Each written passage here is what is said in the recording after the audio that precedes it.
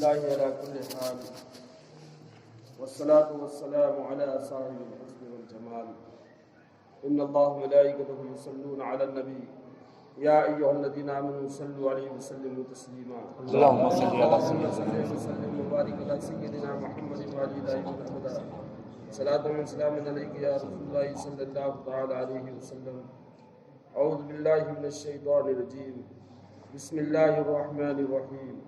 الحمد لله رب العالمين الرحمن الرحيم مالك يوم الدين إياك نعبد وإياك نستعين اهدنا الصراط المستقيم صراط الذين أنعمت عليهم غير المغضوب عليهم ولا الضالين. اللہ کے نام سے شروع جو بہت مہربان رحمت والا. سب خوبیاں اللہ کو جو مالک سارے جہان والوں کا، بہت مہربان رحمت والا، روز جزا کا مالک. ہم تجھی کو پوجیں اور تجھ ہی سے مدد چاہیں.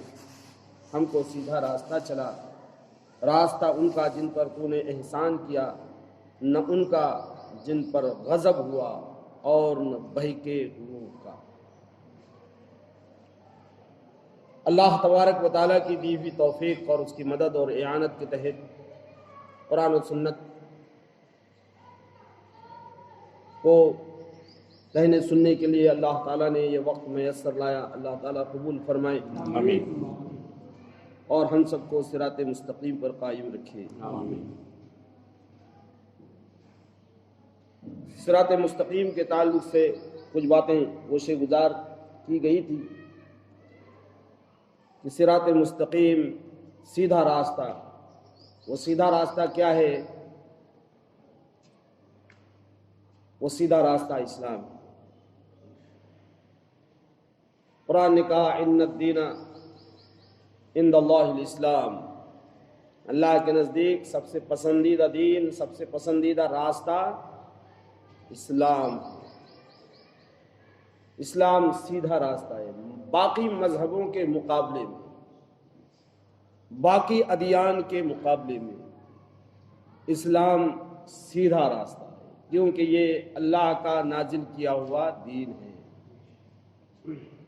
آگے ہے وَمَن يَبْتَغِ غَيْرَ الْإِسْلَامِ دِينًا فَلَن يُقْبَلَ مِنْهُ.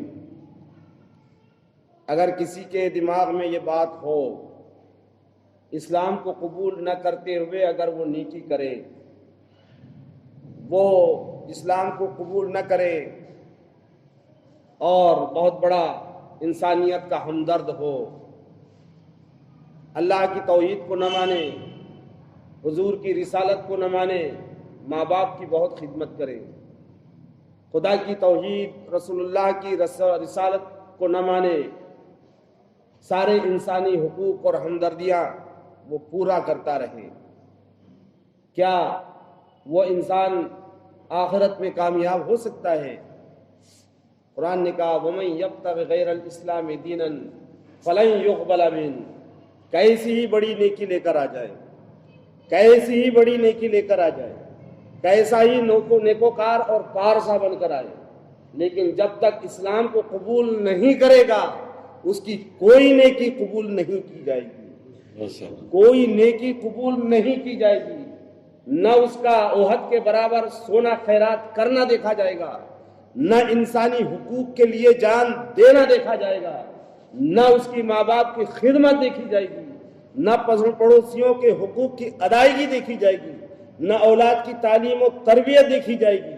اگر کوئی چیز اللہ کے نزدیک سب سے زیادہ، سب سے پہلے قابل قبول ہے تو وہ ہے اس کا سیدھا راستہ اسلام.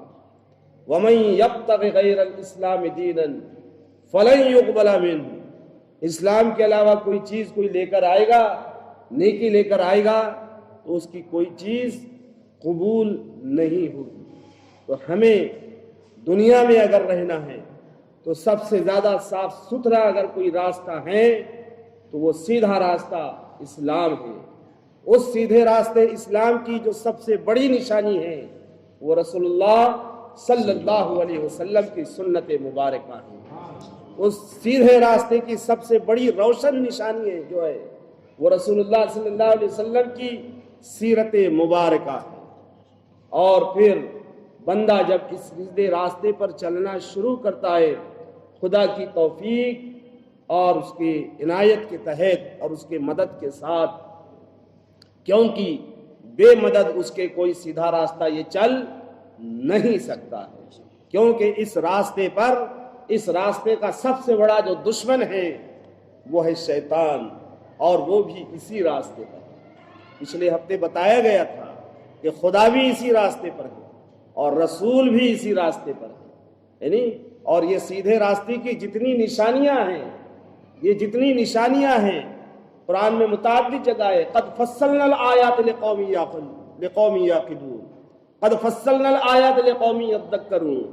ہم نے یہ ساری نشانیاں بڑی کھول کر عقل والوں کے لیے بیان کر دی ہیں کہ سیدھی نشانیاں ہیں کیا۔ کتاب پڑھیں تو سیدھی نشانی کی سیدھے راستے کی جو نشانیاں ہیں وہ پتہ لگیں، اور وہ ساری نشانیاں وہ سیدھے راستے کی اللہ تبارک و تعالیٰ نے اپنی کتاب مبین میں بیان فرما دی ہے۔ کہیں فرمایا تلک حدود اللہ ومن یتعدی حدود اللہ فاولئک هم الظالمون، یہ اللہ کی حدیں ہیں، یہ سیدھا راستہ کیا ہے، یہ اللہ کی حدیں ہیں، ادھر بھی اللہ کی حد ہیں، ادھر بھی اللہ کی حد ہیں، بیچ میں راستہ ہے۔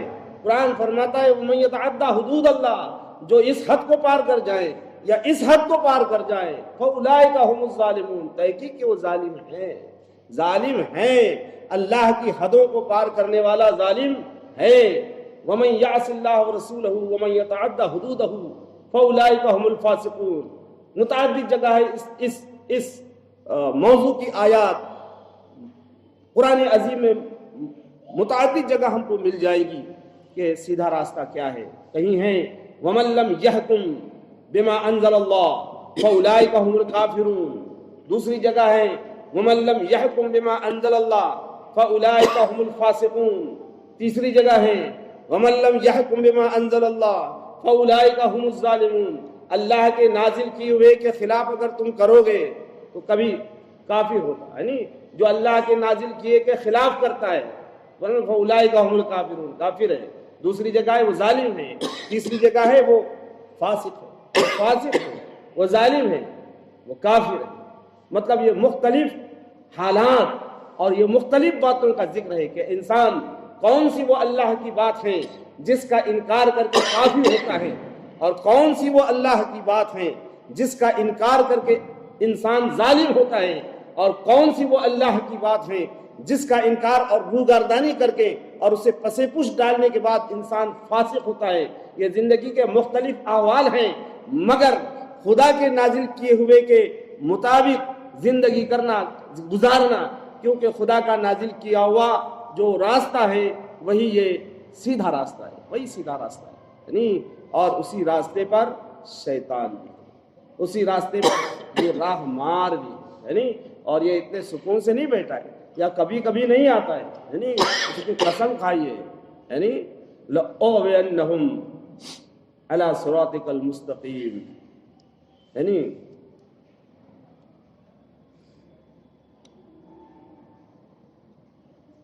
کہا کہ مالک تیرے عزت کی قسم، یعنی جب شیطان ہے نہیں، تیرے عزت کی قسم جس کی وجہ سے تو نے مجھے گمراہ کیا، نعوذ باللہ۔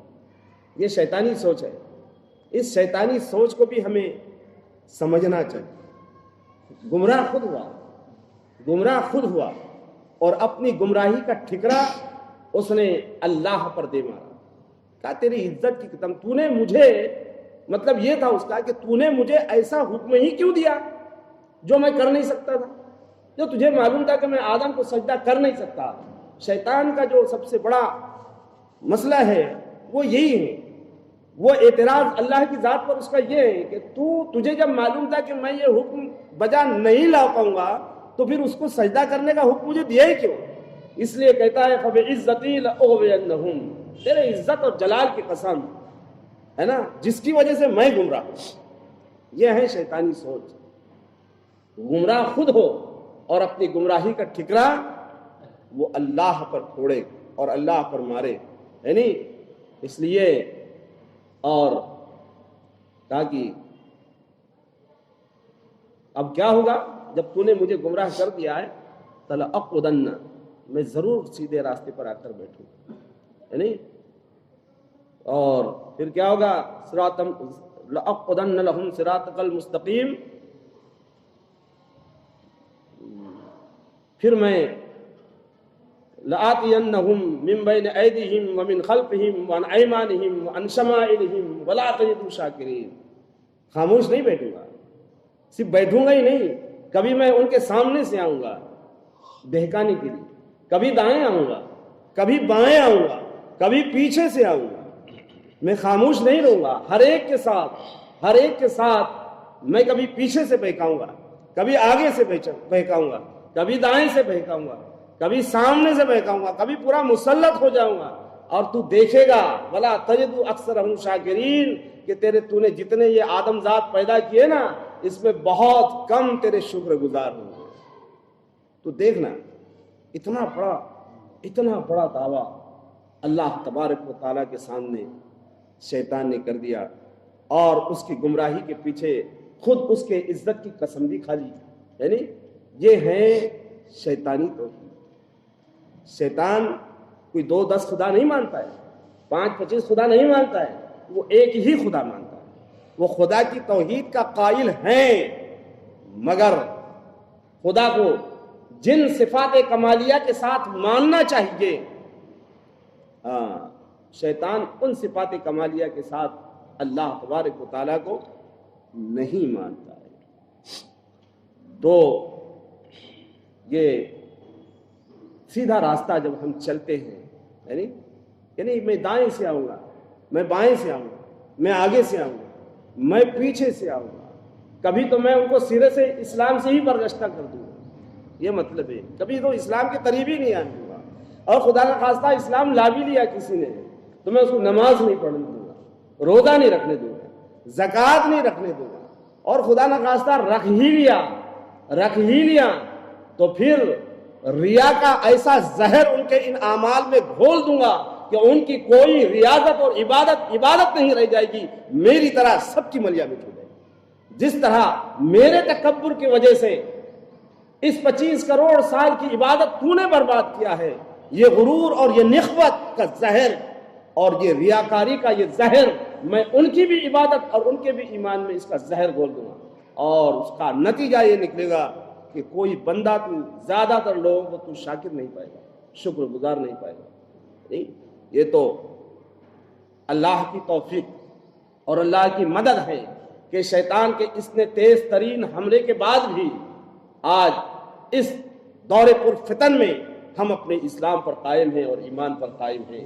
اگر خدا کی توحید، خدا کی توفیق اور خدا کی مدد اور اعانت اگر ہمارے شامل حال نہ رہے تو شیطان کے ایک دیے ہوئے فریب کا ہمارے پاس ہم اس کو برداشت نہیں کر سکتے۔ شیطان اتنا زیادہ قوی ہے، ہم اس کے ہتھ کنڈوں کو اور اس کے فروغ کو، کہ شیطان کبھی کبھی آتا ہے ہمارے پاس، یہ صبح آئے گا تو شام ہی نہیں آئے گا، یا پھیری ہوتی جب آئے گا نا، 24 گھنٹے کے ہر ایک سیکنڈ میں، ہر ایک ساعت میں وہ ہمارے خون کے ساتھ گردش کرتا رہتا ہے۔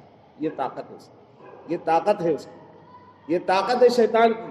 حدیث شریف میں ہے کہ شیطان کو اللہ نے اتنی طاقت دی ہے کہ وہ ہمارے خون جس طرح گردش کرتا ہے ایسے وہ بھی گردش کرتا ہے۔ اب بتائیے کہ شیطان جیسی ملعون اور رذیل مخلوق، اس سے زیادہ کوئی دھتکاری ہوئی مخلوق نہیں ہے۔ اگر اللہ اپنے دشمن کو اور اپنی دھتکاری ہوئی مخلوق کو یہ طاقت دے سکتا ہے تو کیا وہ خدا انہی بندوں کو بچانے کے لیے اپنے محبوبوں کو یہ طاقت نہیں دے سکتا؟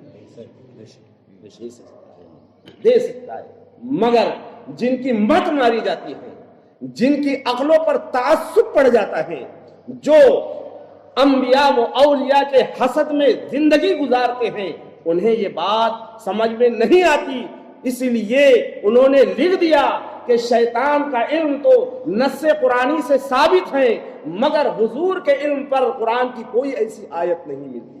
یہ وجہ کیا ہے؟ یہ وہ تعصب ہے بد مذہبی کا، یہ وہ زہر ہے جو شیطان نے ان کے عقیدوں میں گھول دیا ہے، جس کے تحت وہ اپنے زندگی کے شب و روز اسی زہریلے اس میں نشے میں جو ہے وہ گزارتے ہیں۔ اہدنا الصراط المستقیم، ہمیں سیدھا راستہ چلا۔ وہ سیدھا راستہ کیا ہے؟ تو اس کی سب سے بڑی نشانیاں جو اللہ رب العزت نے بیان فرمائی ہیں کیا ہیں؟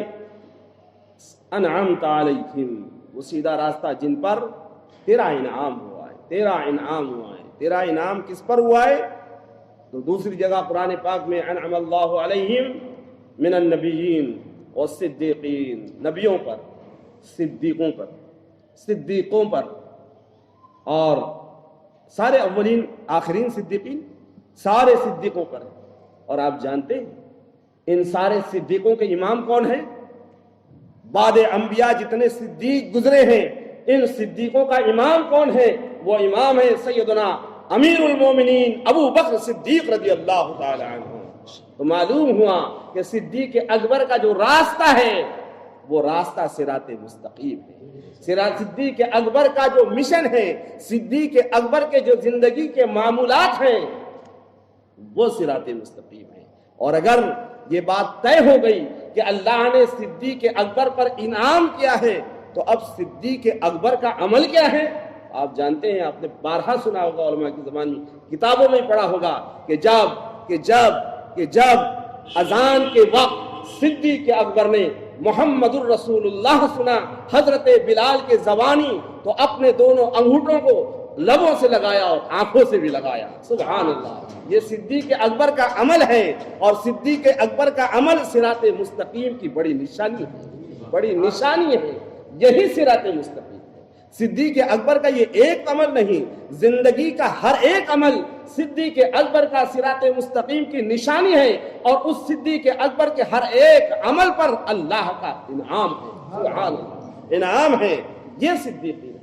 اب اگر کوئی اس سے الجھتا ہے، کوئی اس سے الجھتا ہے تو بتائیے وہ صراط مستقیم کے دلائل سے الجھتا ہے، وہ صدیق اکبر کے عمل سے الجھتا ہے۔ یہ تو شرک ہے، یہ تو شرک ہے، یہ چومنا تو شرک ہے۔ تو یہ تو بات صدیق اکبر کو معلوم ہونی چاہیے، کیونکہ سب سے پہلا اسلام تو انہوں نے جانا تھا، انہوں نے جانا تھا، انہوں نے سمجھا تھا اسلام کو رسول اللہ سے سب سے پہلے۔ اگر یہ شرک ہوتا تو رسول اللہ صلی اللہ علیہ وسلم جب صدیق اکبر کا یہ عمل ہو گیا تو اور بعد اذان اللہ کے رسول نے فرمایا کہ یارو تم نے دیکھا ہے کہ میرے خلیل نے کیا کیا ہے، کیا کیا ہے دیکھا ہے؟ تو عرض کیا گیا یا رسول اللہ صدیق اکبر نے یہ کیا ہے، یہ کیا ہے۔ فرمایا یعنی کہا کہ تم بھی یہ کیا۔ یہ صدیق اکبر کا عمل پیارا عمل ہے، پیارا عمل ہے۔ معلوم ہوا اذان کے وقت میں یا جب کبھی نامی اسم گرامی محمد الرسول اللہ صلی اللہ تعالی علیہ وسلم سنیں یا لکھیں تو ضرور بھی ضرور درود بھی پڑھ لیں اور اپنے انگوٹھوں کو اپنے لبوں اور اپنے آنکھوں سے لگائیں، کیونکہ یہ صدیق اکبر کا عمل ہے، اور صدیق اکبر کا عمل صراط مستقیم کی نشانی ہے۔ ان لوگوں کا راستہ جن پر تو نے احسان کیا ہے، غیر المغضوب، نہ ان کا جن پر غضب ہوا، جن پر غضب ہوا۔ یعنی ہم میں سے اکثر قرآن پڑھیں لوگ، پڑھے لکھے یا ان پڑھ، ایک کلچر کے اعتبار سے جس میں وہ جیتے ہیں اور سمجھتے ہیں، اور ہم نے شاید یہی سمجھ لیا کہ بھائی جو میں سمجھ رہا ہوں وہی سیدھا راستہ ہے، مجھے اب قرآن وغیرہ پڑھنے کی ضرورت نہیں ہے، اور حدیث شریف سے بھی رہنمائی حاصل کرنے کی ضرورت نہیں ہے، اور نہ بزرگان دین کے احوال سننے اور سنانے کی اور پڑھنے کی اور سیکھنے کی کوئی ضرورت ہے۔ بس میں جو سمجھ رہا ہوں ہر ایک کے نزدیک اس کے من مانا اپنے اپنے مزاج کے مطابق اس نے جو سیدھے راستہ جو طے کر لیا ہے وہ سمجھتا ہے کہ یہی سیدھا راستہ ہے۔ اب یہ تو بڑے بڑوں کے ساتھ نہیں ہوا، بڑوں کے ساتھ نہیں ہوا، انہوں نے جو کچھ سمجھ لیا تھا کہ سیدھا راستہ ایسا ہونا چاہیے، یعنی اور ہم اب یہ کوشش نہیں کرتے کہ ہمیں دین اسلام اور سیدھے راستے کے مطابق ہونا چاہیے، ہم تو یہ سمجھتے ہیں کہ سیدھے راستے کو ہماری سوچ کے مطابق ہونا چاہیے۔ یہ فرق ہے اس دنیا کا، یعنی ہم یہ سمجھتے ہیں کہ سیدھا راستہ جو ہم سوچ رہے ہیں ایسا ہونا چاہیے، سیدھا راستہ وہ نہیں ہونا چاہیے جو قرآن سنت نے اور بزرگان دین اولیاء کاملین رضوان اللہ تعالی علیہم اجمعین نے بتایا۔ اب یہ تو بڑوں کے ساتھ نہیں ہوا، بڑوں کے ساتھ نہیں ہوا. یہ حضرت عبداللہ ابن سلام ہیں، یہ عبداللہ ابن سلام ہیں. یہ دین ان کی فضیلت یہ ہے. پہلے فضیلت سن لی حضرت عبداللہ ابن سلام کی. ان کی فضیلت یہ ہے کہ اللہ کے رسول صلی اللہ علیہ وسلم ارشاد فرماتے ہیں کہ ہر عالم کے آگے قیامت میں ایک نور ہوگا، لیکن عبداللہ ابن سلام کے آگے 2 نور ہوں گے، کیونکہ یہ دین اسلام کے بھی عالم ہیں اور دین عیسوی کی بھی عالم ہیں. سبحان اللہ. یہ فضیلت ہے حضرت عبداللہ ابن سلام رضی اللہ تعالیٰ عنہ کی. اور وہ صحبت میں رہ رہے رسول اللہ کے، مگر جب بات اونٹ کا گوشت کھانے کی آ گئی، اونٹ کا گوشت، خیال ہوا ارے کہ دین اسلام میں تو کوئی فرض ہے نہیں، یعنی فرض ہے نہیں. بہت بولتے ہیں فاتحہ دینا فرض ہے کیا؟ فرض ہے کہ جو ایک دم اتنا اب نہیں ہے تو پھر اس کو چھوڑ بھی سکتے ہیں. نہیں تو بات چھوڑنے کی نہیں ہے، بات اس کو برا جاننے کی. بات چھوڑنے کی نہیں ہے، بات فاتحہ کو برا جانا. ہم یہ نہیں کہتے کہ جو فاتحہ نہیں دے گا وہ مسلمان ہی نہیں ہوگا، لیکن اگر کوئی فاتحہ کو برا سمجھ کر چھوڑتا ہے ایسی کوئی بات یہ نہیں ہے کہ آپ مزار پہ نہیں جاتے ہیں. بات یہ ہے کہ آپ مزار پر جانے والوں کو برا سمجھتے ہیں. بات یہ نہیں ہے کہ آپ سلام نہیں پڑھتے ہیں، بات یہ ہے کہ آپ سلام پڑھنے کو شرک سمجھتے ہیں. تو ہم نہیں کہتے کہ کوئی سلام پڑھنے سے مسلمان ہو جاتا ہے، اور ہم یہ نہیں کہتے کہ کوئی سلام نہیں پڑھنے کی وجہ سے اسلام سے خارج ہو جاتا ہے، مگر ایک اچھی چیز کو برا سمجھنا، بات ایک اچھی صالح اچھی احسن چیز کو برا سمجھنا، یہ گمراہی ہے. حضرت عبداللہ ابن سلام رضی اللہ تعالیٰ عنہ کے دماغ میں بات آ گئی. اونٹ گوشت کھانے کا مسئلہ تھا. انہوں نے کہا کہ اسلام میں ضروری تو نہیں ہے، لیکن دین عیسوی میں موسوی میں یہ حرام تھا، تو اگر میں نہ کھاؤں تو کوئی مجھ پر برا بھی نہیں ہوگا، کیونکہ اسلام میں کھانا بھی ضروری نہیں ہے، اور نہیں کھاؤں گا تو پھر جو دین توریت اور انجیل میں جو حکم تھا اس پر بھی عمل ہو جائے گا. صرف بات آئی تھی لیکن اصلاح فرما دی گئی. اگر اپنے طبعی تقاضے کے مطابق گوشت نہ کھاتے کوئی بات نہیں تھی، لیکن دین عیسوی اور موسوی پر بھی عمل ہو جائے گا، یہ قابل گرفت بات تھی کہ حضور کی شریعت کو ہوتے ہوئے اب دین عیسوی اور موسوی نہیں چلے گا. حالانکہ وہ کسی دور میں وہ ہدایت تھی، وہ قانون بھی ہدایت تھا، وہ کتاب بھی ہدایت تھی، وہ طریقہ بھی ہدایت تھا، مگر حضور رحمت عالم صلی اللہ علیہ وسلم اور قرآن کے نازل ہونے کے بعد نہ اب موسیٰ کی کوئی سیرت چلے گی، نہ توریت کا کوئی اصول چلے گا، نہ انجیل کا کوئی قانون چلے گا. اگر دنیا میں اب چلے گا اور صراط مستقیم کوئی چیز ہے تو وہ صرف قرآن ہے اور وہ سنت ہے، وہ رسول اللہ کا طریقہ ہے. اصلاح کر دی گئی. یا ایھا الذین آمنوا ادخلوا فی السلم کافہ، اے ایمان والو اسلام میں پورے داخل ہو جاؤ. اب یہ چنی ایسا ہو جائے گا ویسا ہو جائے گا، یہ مت سوچو، یہ بھی صراط مستقیم کے خلاف ہے. تو غیر نہ ان لوگوں کا راستہ، انعام والوں کے راستے پہ چلیے، بھٹکے ہوئوں کے راستے پہ مت چلیے. یعنی قرآن نے رد کیا نا، قرآن نے رد کیا ہے کہ نہیں کیا ہے؟ بھٹکے ہوئوں کا راستہ نہیں چلنا. ایک جگہ ہے، دوسری جگہ فلا تقعد بعد الذکر مع القوم الظالمین، بیٹھو بھی مت ان لوگوں کے پاس، بیٹھو بھی مت جب تمہیں معلوم ہو گیا کہ یہ برے، یہ ظالم ہے، یہ فاسق ہے، تو ان کے پاس بیٹھو بھی مت. ہماری سوچ کیا ہے؟ بیٹھنے سے کیا ہو جا رہا ہے؟ بیٹھنے سے ویسے ہو جا رہا ہے، ہوتا ہے بیٹھنے سے ایسے ہو جائے، بیٹھنے سے ہی سب ہوتا ہے. یعنی ہمارے بزرگوں نے کیا کہا؟ برائی کے تعلق سے بہت سے ہمارے بعض ائمہ مجتہدین رضوان اللہ تعالی علیہم اجمعین، جب انہوں نے صحابہ اکرام کی برائیاں سنی تو کیا کہا کہ ہمارے کان صحابہ اکرام کی برائی کو سننے سے بہرے ہیں. انہوں نے اپنے کان کو بہرا بنا لیا. مطلب کیا ہے کہ ہم ایسی باتیں سنتے ہی نہیں تھی، ایسی باتیں ہم کو سننا ہی نہیں ہے جو بد مذہبوں کی طرف سے صحابہ اکرام کے تعلق سے طعن کیا جاتا ہے، ہم نے اپنے کانوں کو ایسی باتوں کو سننے کی وجہ سے بہرے بنا دیا ہے، نہیں سنتے ہے نا. یہ مطلب فلا تقعد بعد الذکر مع القوم الظالمین. ہماری سوچ دیکھیں اور قرآن عظیم کا دیا ہوا پیغام دیکھیں.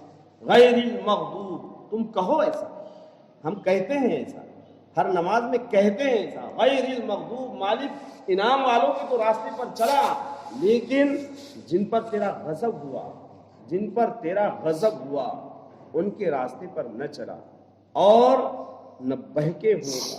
تو اب بات یہ ہے، جب ہم یہ دعا کر رہے ہیں کہ بہکے ہوئوں کا راستہ نہ چلا، جن پر تیرا غضب ہوا ان کا راستہ نہ چلا، تو اب ہماری ذمہ داری بنتی ہے کہ دور حاضر میں غضب کن لوگوں پر ہوا ہے، کیونکہ ہم اس دور میں جی رہے ہیں، اس دور میں جی رہے ہیں. غضب کن پر ہے اور بہکے ہوئے کون ہیں؟ اب ہماری ذمہ داری یہ بنتی ہے کہ ہم ان کی تلاش کریں تاکہ ہم ان سے بچ سکیں، تاکہ ہم ان سے بچ سکیں. یہ ہماری ذمہ داری ہو گئی، کیونکہ ہم دعا کر رہے ہیں، کیونکہ ہم دعا کر رہے ہیں. غیر المغضوب علیہم ولا الضالین، مالک ہمیں ان کا راستہ نہ چلا جن پر تیرا غضب ہوا. مفسرین فرماتے ہیں غضب کیا؟ رسول اللہ صلی اللہ علیہ وسلم سے فرمایا کہ غضب کس پر ہوا یا رسول اللہ، غضب کس پر ہوا؟ تو فرمایا کہ غضب سے مراد یہود ہے، انہیں یہودی ہے، ان پر اللہ کا غضب ہوا ہے. اور بہکے ہوئے کون ہیں؟ تو ان سے مراد یہ ہے کہ بہکے ہوئے عیسائی. یعنی تو ہمیں یہودیوں کا اور عیسائیوں کا راستہ نہ چلا، یہودیوں کا راستہ نہ چلا اور عیسائیوں کا راستہ نہ چلا، کیونکہ یہودیوں پر اللہ کا غضب ہے، اس کا قہر ہے، اس کی ناراضگی ہے، اس کا عتاب ہے، اس کی لعنت ہے. اور یہ عیسائی یہ بہکے ہوئے، راہ بھٹکے ہوئے، ان کا بھی راستہ مالک کو ہمیں نہ چلا. اب بات یہ ہے کہ یہودیوں پر غضب کیوں ہوا؟ ایسی کون سی باتیں تھیں ان کے اندر جو یہودیوں کے اوپر اللہ نے غضب فرمایا؟ اور عیسائی آخر کیوں کر گمراہ ہو گئے؟ یہ بھی ایک سوچنے کی بات ہے. اور جب ہم قرآن پاک کی آیات سے یہ سمجھیں گے کہ یہودیوں پر غضب ہونے کی وجہ کیا ہے اور عیسائیوں کے گمراہ ہونے کی وجہ کیا ہے، اور وہ وجوہات فی زمانہ جس قوم، جس گروہ، جس جماعت میں ہم پائیں گے اسے ہم بھٹکا ہوا ہی کہیں گے، اسے ہم گمراہ ہی کہیں گے، کیونکہ یہ بات قرآن نے کہی. وہ صفتیں، وہ عادات، وہ سلیقے، وہ طور طریقے، وہ سوچ، وہ جینے کا انداز، وہ انبیاء اکرام سے مذاق، وہ انبیاء اکرام کو قتل کرنا، وہ ان سے حجت بازی، آج جس جماعت کے اندر ہم یہ پائیں گے وہ جماعت کیا ہوگی؟ وہ گمراہ ہوگی. اور ہم یہ دعا کرتے ہیں، روز کرتے ہیں، لیکن بچنے کی کوشش نہیں کرتے. وہ بچے گا، آدمی بچے گا جب اس کی خود سے طلب بھی ہو. دعا صرف زبانی دعا کرنے سے کچھ نہیں ہوگا، اندر سے طلب صادق ہونی چاہیے. لا یغیر ما بقوم حتی یغیروا ما بانفسہم. ڈاکٹر اقبال نے اس کے ترجمہ کرتے ہوئے کہا کہ خدا نے آج تک اس قوم کی حالت نہیں بدلی، نہ ہو جس کو خیال خود اپنی حالت کے بدلنے کا. یہ قرآن عظیم کی اسی آیت کریمہ کا یہ شعر، اسی آیت کریمہ کا ترجمہ ہے. لا یغیر ما بقوم حتی یغیروا ما بانفسہم. پہلے اپنے اندر طلب پیدا ہونی چاہیے کہ میں بدلوں، اور پھر اس طلب کے بعد اس کا رویہ ویسا ہونا چاہیے کہ ہاں میں بدل رہا ہوں.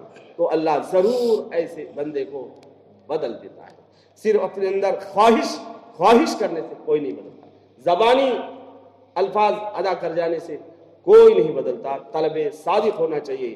جب ہم نماز کے اندر سورہ فاتحہ پڑھتے ہیں تو ہمارا جگر اتھل پتھل ہونا چاہیے کہ مالک ہمیں اگر چلا تو غریب نواز کے راستے پر چلا، ہمیں چلا غوث پاک کے راستے پر چلا، ہمیں چلا امام حسین کے راستے پر چلا، ہمیں چلا سرکار تاج الاولیاء کے راستے پر چلا، ہمیں چلا امام اہل سنت فاضل بریلوی علیہ رحمت الرحمان کے راستے پر چلا. اور اس کے علاوہ جو راستے ہیں، جس آج کے دور کے حساب سے جو ابن قیم کا راستہ ہے، جو تیمیہ کا راستہ ہے، جو محمد بن عبد الوہاب نجدی کا راستہ ہے، جو غلام حسین قادیانی کا راستہ ہے، یہ سارے راستے گمراہ ہیں، بھٹکے ہوئے ہیں. اللہ کا عتاب ہے اور اللہ کی لعنت ہے ان جماعتوں پر.